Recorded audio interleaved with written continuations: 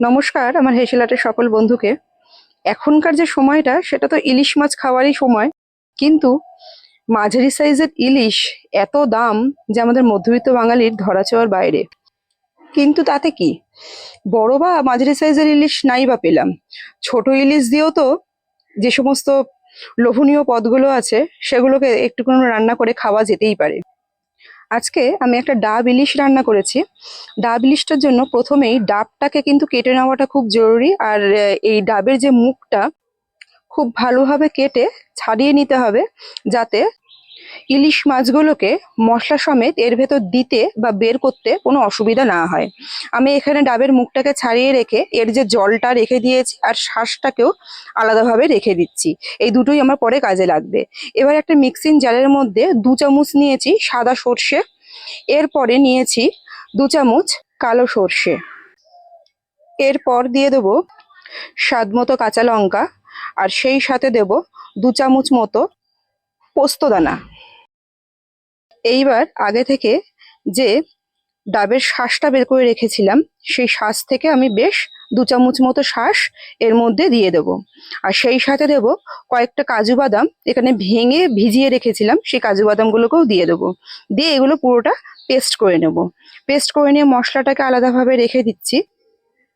এইবার একটা পাত্রে যে পেস্টটা তৈরি করলাম সেটাকে নিয়ে, আর যে মশলাটা তৈরি করেছি মশলাটা এখনো গায়ে লেগে রয়েছে, ওটা একটুখানি জল দিয়ে বুলিয়ে দিয়ে দিচ্ছি। এক্ষেত্রে জলটা যেটা ব্যবহার করেছি সেটা কিন্তু সেই ডাবের জলটা, এখানে বাইরের কোনো জল ব্যবহার করব না। দিচ্ছি সামান্য পরিমাণে একটু হলুদ, খুব বেশি হলুদ লাগবে না এখানে। আর দিয়ে দিচ্ছি বেশ খানিকটা সর্ষের তেল।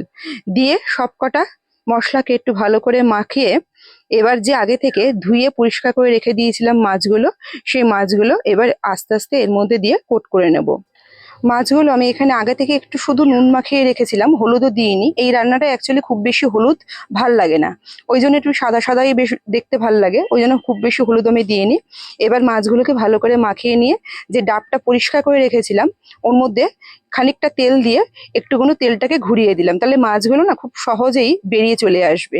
এবার আস্তে আস্তে করে প্রত্যেকটা মাছ এর মধ্যে দিয়ে দেবো।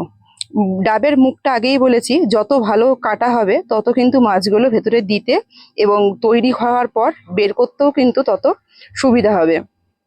এইবার সমস্ত মশলা আর মাছটা এর মধ্যে দিয়ে দিলাম, আর পাত্রে যে মশলাটা লেগে রয়েছে সেই মশলাটাকেও একটু জল দিয়ে ধুয়ে ওই ডাবের মধ্যে দিয়ে দিলাম। খুব বেশি জল লাগবে না, ভাপে ভাপেই তৈরি হয়ে যাবে।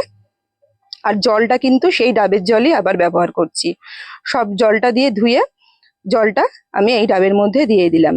এবার ডাবের মুখটাকে আটকানোর জন্য আটার একটা গোলা আমি এখানে ব্যবহার করেছি। আটা দিয়ে মুখটা আটকাই দিলে বাষ্পটা একেবারেই বেরাবে না, আর মুখটাও কিন্তু খুব সুন্দরভাবে সিল হবে।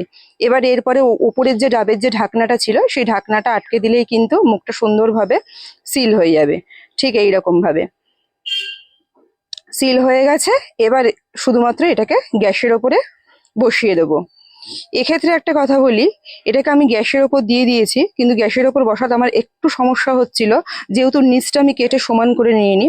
আপনারা পারলে নিচটা কিন্তু কেটে একটুখানি সমান করে নেবেন, তাহলে বসাতে কিন্তু খুব সুবিধা হবে, আর জিনিসটা একটু হবেও তাড়াতাড়ি। আমার এই পুরো রান্নাটা করতে মোটামুটি 35 থেকে 40 মিনিটের মতো সময় লেগেছিল। আর ভেতরের মাছটা হয়েছে কিনা বোঝার জন্য এই ডাবের এই ওপর পর্যন্ত পোড়া দাগটা উঠলে বোঝা যাবে যে মাছটা কিন্তু একদম রেডি হয়ে গেছে। আমার মোটামুটি মাছটা রেডি হয়ে যাবার পর আমি ডাবটাকে 15 মিনিটের জন্য ঠান্ডা করতে রেখে দিয়েছিলাম।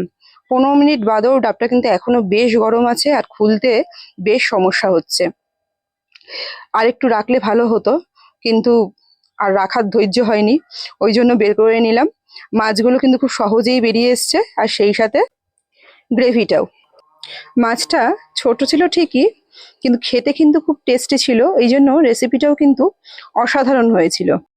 ভিডিওটা ভালো লাগলে একটা লাইক অবশ্যই করবেন, আর আমার পেজটাকে ফলো করে আমার পাশে থাকবেন। ধন্যবাদ।